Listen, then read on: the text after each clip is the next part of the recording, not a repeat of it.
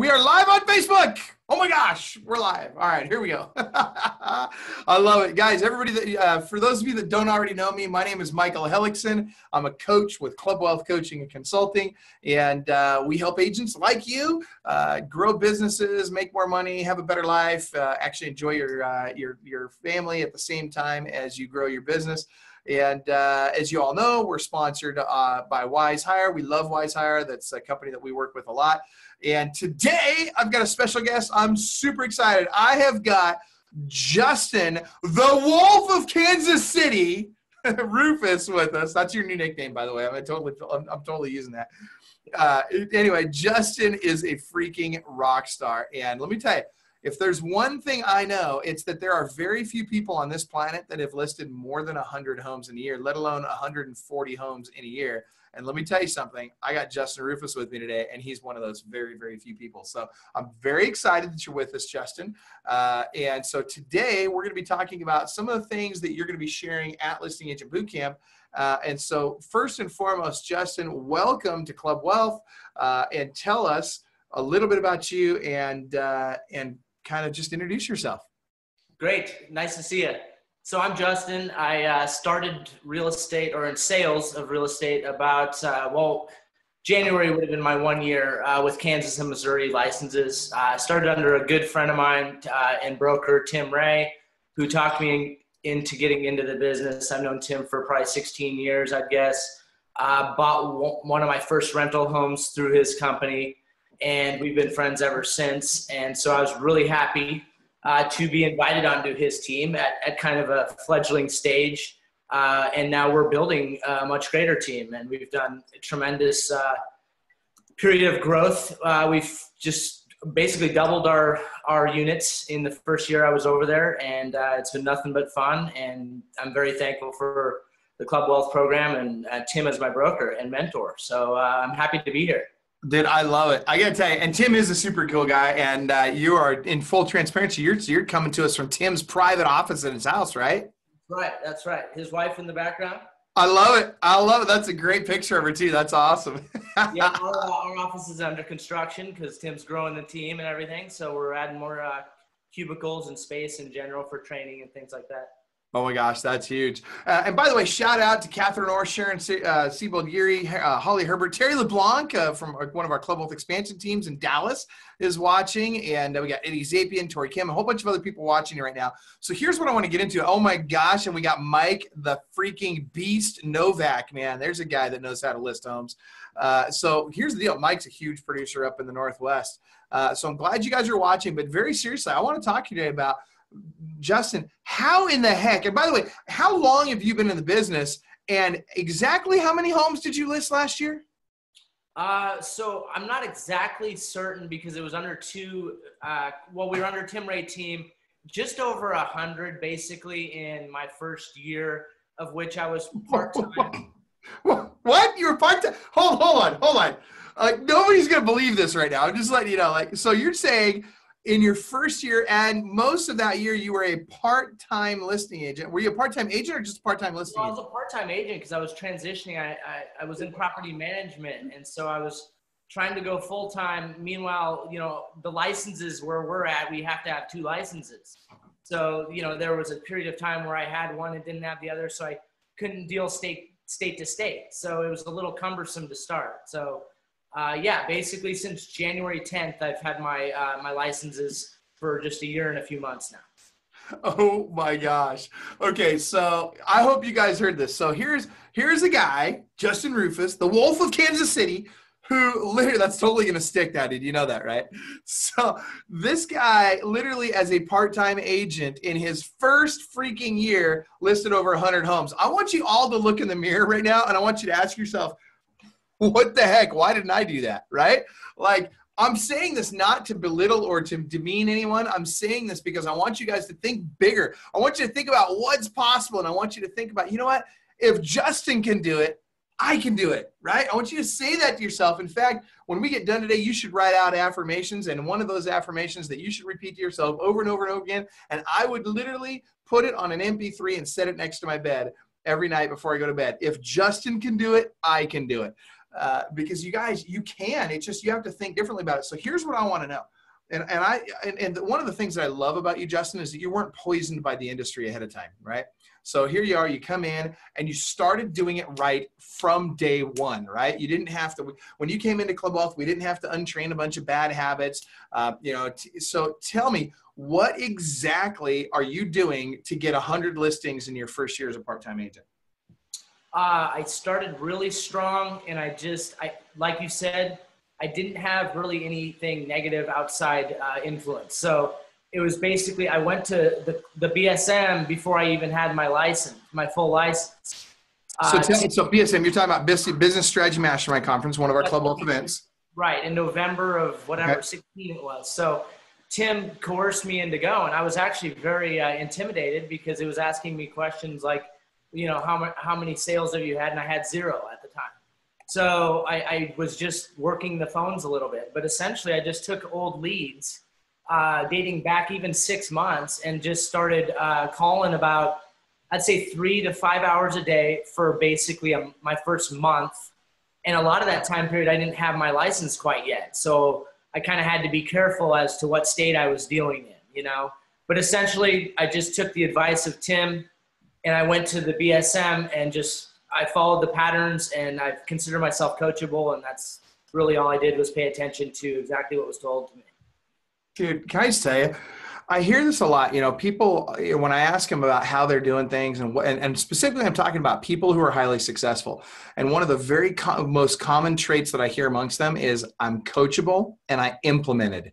Those are the two things that I hear all the time from the people that are the most successful. And you just echoed that. You just said, literally, you were coachable. You knew you didn't have all the answers. So you listened. And then instead of arguing and instead of, I got to change this and I got to change that and getting all OCD and, it's got to be perfect, you just freaking implemented. Is that right? Right. Yeah, that's huge. That's such a big deal. All right. And by the way, those of you that are joining us on our Facebook feed, on the Club Wealth Facebook page, feel free to type in your questions for us there. And Tori, if you see questions in the group, just go ahead and copy those over. And actually, if you guys, ideally, if you'll post those questions in Michael Hellickson's Club Wealth Real Estate Coaching, we'll get to them easier. So Justin, here's what I want to know. You said you made calls for 3 to 5 hours a day. And a lot of people right now are probably thinking to themselves, that's crazy. That's straight insane. I can't make 3 to 5 hours a day of phone calls. So I guess the first thing I would ask you is, how hard was it and how many hours a day are you making now? And then I've got follow-up questions from there. Okay, so it was pretty hard. I mean, like I said, I was pretty much part-time for I'd say about 4 months. So I had to be in the office, and that's the key too, is you go to the office. I went to the office because I enjoyed being around, my friend Tim and also another guy, Greg, and we just hung out and we would laugh and make phone calls and just clown around a little bit. But at the same time, I didn't have my CRM intact yet, so I was going basically off hard copy sheets, and I would just make calls, and I really didn't know any better, or I was really surprised at how many people just hung up on me. It was really 0. It was like maybe 1 out of 100. And so that was a fear that a lot of people have, and I didn't even experience that part of it. So now I don't make as many calls. I've used some technology that I've learned through, the Club Wealth and the LABCs and Sam and Saneet and all those guys, Tristan and Tim, and so now I use some drips, things like that, but I still swear by the phone. Okay, so dude, you're hitting, like I'm feverishly typing and writing on notes on what you're saying. So the first thing that really hit me that you just said was that you're going into the office. And you guys, I hope everybody watching this understands this is a very big deal. Because there's a synergy that happens when you get around other people in the office. Correct me if you disagree, Justin, but there's a synergy that happens that you don't get at home.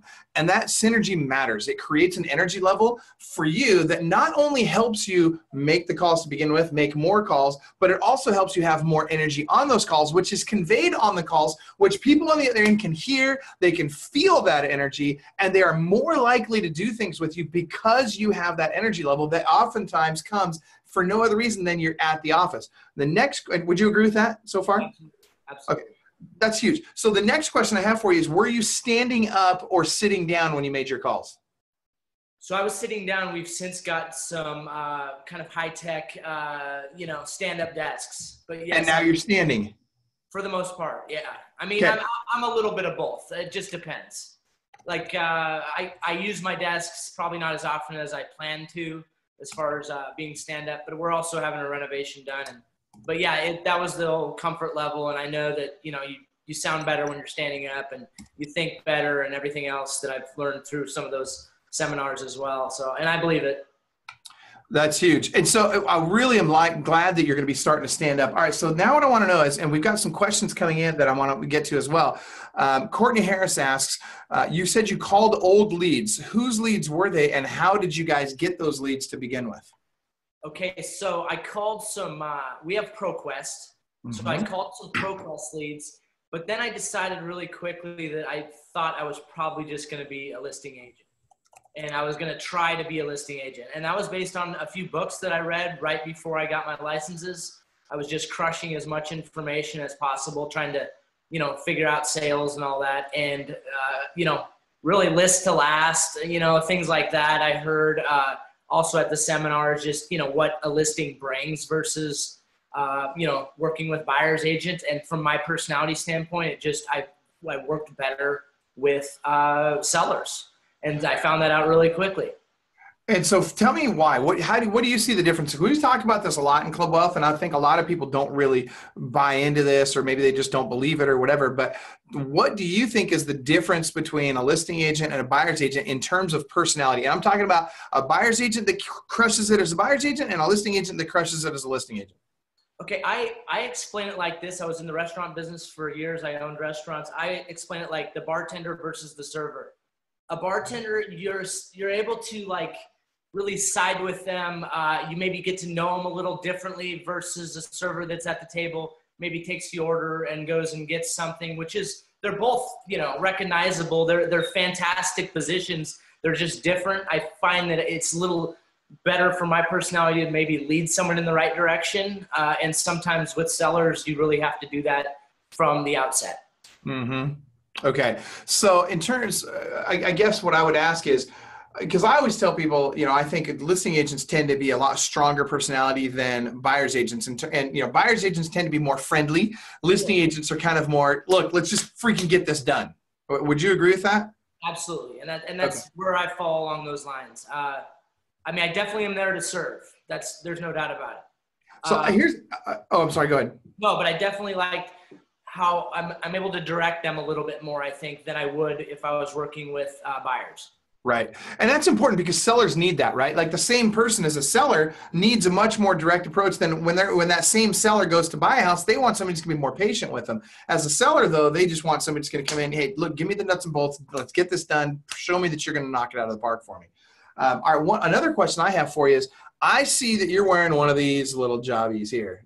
You're wearing a tie. And by the way, I freaking love that. My question for you is, do you ordinarily wear a tie on your listing appointments? So I listed probably 30 houses wearing a flat bill Tim Ray team ball cap. No! However, I've since changed my pattern. I do dress up. I at least wear a jacket. Most of the time I wear a tie. I do believe in it. I think that I had some cancellations early in my career. Of quite a few really, and sometimes it's always in the back of my head that maybe they didn't take me seriously, and so I try to rule out anything that might be in my path of success. And if that's a ball cap versus a tie, I'll take the tie. Dude, that's such a big deal. I love that you just said that, because people fight me on the whole tie thing all the time, and I think you just nailed something I hadn't even thought of before.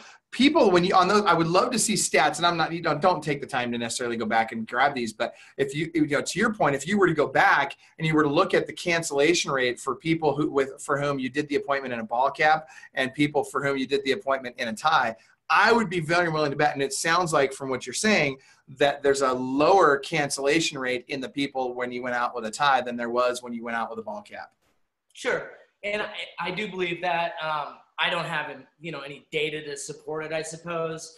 But what I do know is that, if you're going in there again, I went in their appointment the other day against several agents, if I was wearing a ball cap and they weren't, I think I'd probably be ruled out immediately. And so I want to be on a level playing field because it's a hard enough job to sell yourself to get the house and then have to sell the house to agents. I'd rather just skip that step and not have to second guess myself. That's huge. I just completely agree 100%. You're going after a lot of money here, right? Every appointment is the potential for a big paycheck. I want all the cards stacked in my favor. Every single thing I can possibly have in my favor, I want to line it up in my favor. And it sounds like you're doing the same thing. Okay, so a couple of things before I forget. For those of you that haven't already registered for Listing Agent Bootcamp, Justin is going to be speaking at Listing Agent Bootcamp. Let me tell you, I'm super excited about his session. It's packed already.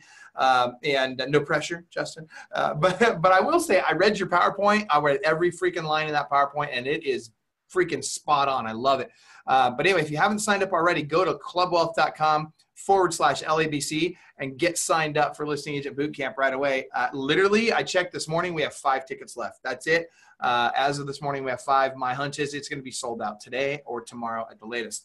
And then people will be on a waiting list. And so, and sometimes we're able to accommodate the waiting list. Sometimes we're not. All right. So Justin, when you're on the calls, what did you say? So first of all, you had a whole bunch of different lead sources, or have. I shouldn't say had. It's have. I had leads like candy too.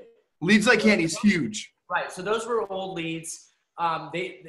Tim had databased them kind of. I just started printing out like 2 or 3 dozen at a time, the hard copy sheets. And I just started making calls. This before I had a CRM. I just started making calls, and every day I would just check off that I called. I left a message, I coded or whatever. Essentially though, Leads Like Candy produced 99% of my leads my listings in the first 6 months. Really? Okay, that's huge. See, now I had the same experience with them. I hear people all the time. There's 2 camps, right? There's the diehard, look, I love Leads Like Candy. It crushes it for me. I list, 10 to 20 homes a month from it crowd. And then you've got the, oh, those leads suck, and I'm not, I haven't had success with them, and there's too many agents calling them crowd. What would you say to the latter? I think that there are a lot of agents calling them. I think that, but that's not different from FSBOs or expireds or anything else. So honestly, I called my biggest and probably one of my favorite listings is, it was like 21 touches probably in 3 to 4 months. And he just said, you know what? I'm a busy guy. I'm an entrepreneur. You're not bothering me. Keep calling me back. And I thought he was just blowing smoke. And then all of a sudden, got a call the day after Christmas, and he's like, we're ready to list. And so it's all follow-up. It's, to the point of you're not harassing him, but you're just making that call, whether you like it or not, every, 15 days, or if they ask you to call them back in 45, you call them back in 30, and you just, hey, just checking in on you. There's people that probably don't like me for calling them so much, but at the end of the day, they end up hiring me. So, I'll take it. Okay, but that's an interesting point, because we got a lot of agents out there that are high I on the disc profile that they want everybody to like them, right? So what I'm hearing you say is, you know what? I'd like you to like me, but if you don't like me, it's kind of not the end of the world, because really all I really care about is list your freaking house with me. Is that right? Right. Okay. I really hope you guys are hearing this, because listing homes is a different skill set than helping people buy homes. It is truly different. And to Justin's point, the fortune really is in the follow-up. And you just said you called somebody 21 times before they finally listed with you. We hear this over and over and over again. And that's why we say 3 times a day in the first 3 days, 3 times a week in the next 3 weeks, 3 times a month for the next 3 months. You've got to follow up tenaciously. So here's the next thing I want to know. What methods are you using to follow up? Is it all phone calls, or are you using some technology to help?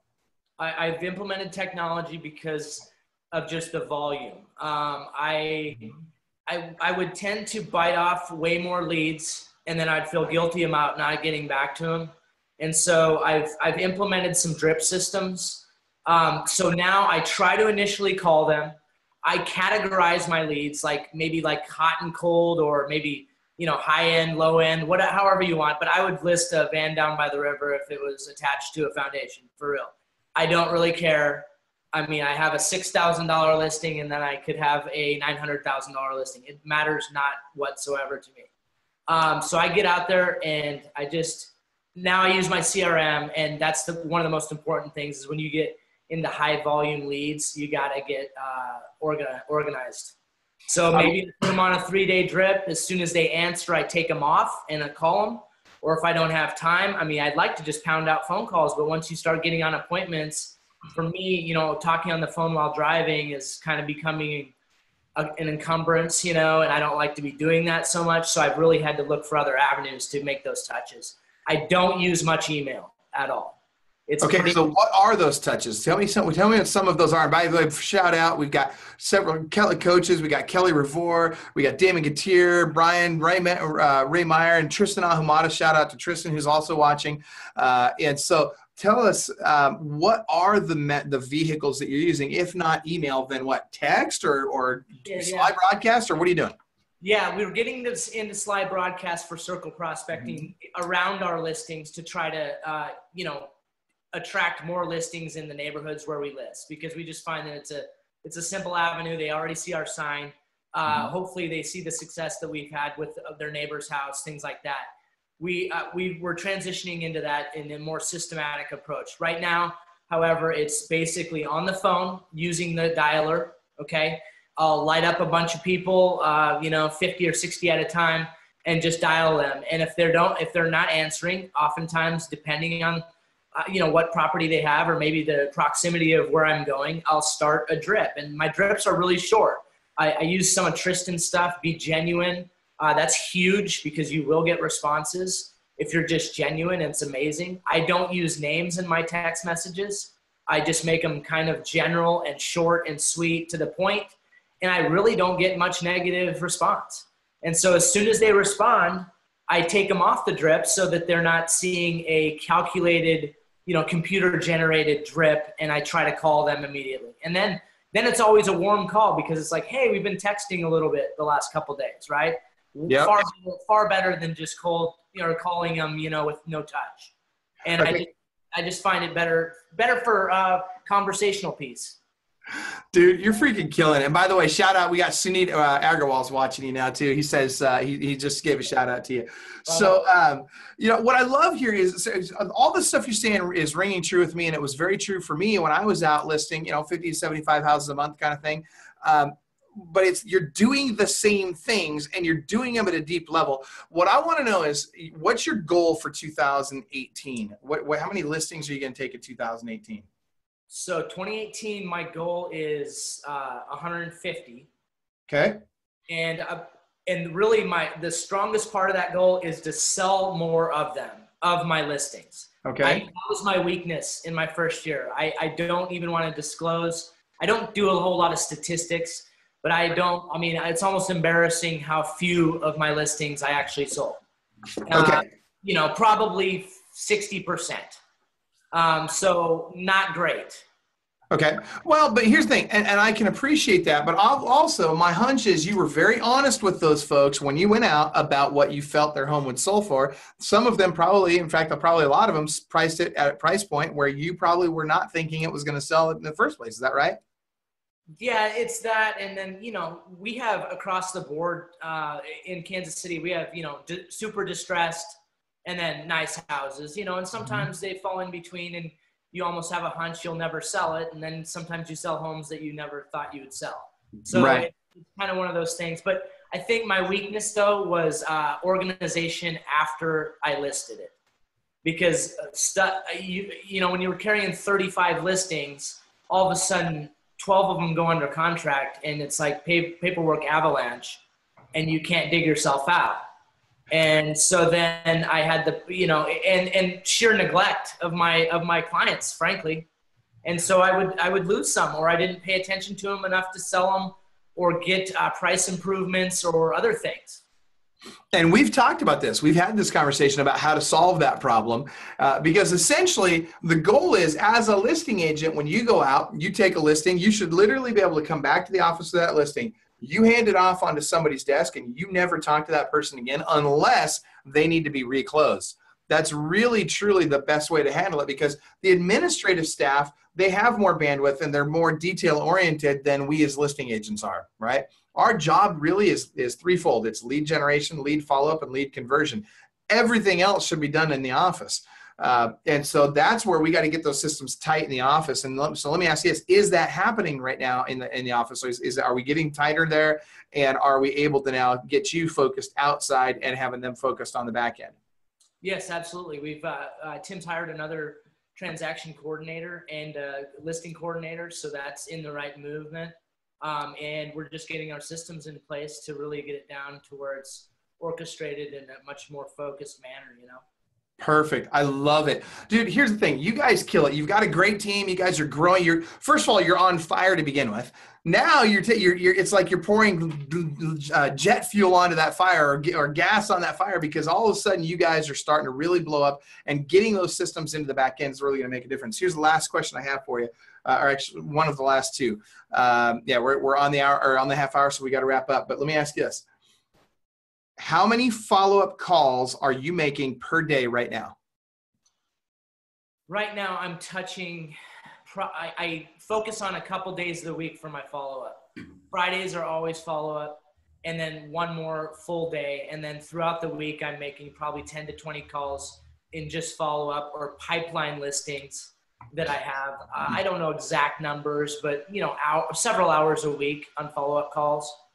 So here's what I'm going to ask you, and here's what I'm going to suggest to you, because I have a feeling you have plenty of leads that are not getting followed up with. Is that right? Yes. Yeah, so here's what I'm going to challenge you to do, and I'd like you to post it in the group, or you can comment on this post. But what I'd love to see you do is I want you to double the number of hours that you're making follow-up calls.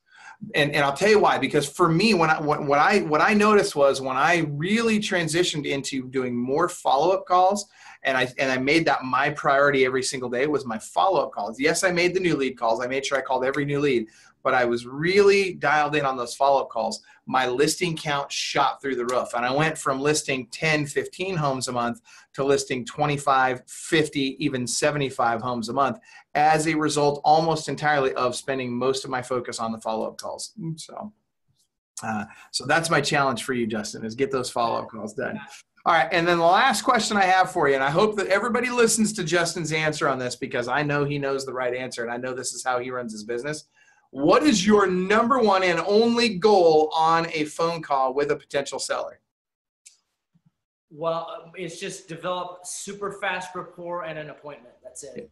So it's the appointment, right? You get to the appointment by building the rapport, but the goal itself is get the appointment. Yes, I've talked myself out of appointments, and I learned that really quickly. Get the appointment. It doesn't matter if you can make it or not. Just get it and then reschedule it later. Yeah. Dude, you're a rock star. Justin, seriously, thank you for being on. Cannot wait to hear you at Listing Agent Bootcamp. For those of you that have not already signed up for Listing Agent Bootcamp, get signed up. You're crazy if you haven't. Again, we've only got 5 tickets left. It's going to sell out either today or tomorrow, is my hunch. And I don't believe that we've already one time we went back to the AV company to expand spaces. We sold out actually about a week and a half ago. We sold out, and so we went back to the AV company and had them redesign the seating charts so that we could get another, we were able to get another 50 seats actually. And now we've already sold 45 of those seats. So if you haven't signed up, you better get signed up now, or you're not going to get a chance. You'll have to be on the waiting list. But Justin, super excited about hearing you there. You are a rock star. And seriously, thank you so much for being on today and for being willing to speak at the event. So thanks for the invite. Absolutely. Any parting thoughts before we wrap up? Are there any more questions before we start the paperwork? Oh, I love it, dude. You're the man. That's awesome. Best closing line ever. I'm assuming you're using that on your listing appointments, right? Either that or is Monday soon enough to list your house? I love it. That's fantastic. All right, guys, have an awesome day. Remember, inside each one of you is a world-class beast just dying to get out. You got to choose to unleash that beast. Go do something world-class today. It doesn't matter if it's making a phone call in a world-class way or using that closing line. Are there any other questions before we get started on the paperwork? Maybe you do that in a world-class way. Find something to improve upon today and do it world-class. Looking forward to seeing you guys at Listing Agent Bootcamp. Have a great day, everybody. Bye-bye. Bye.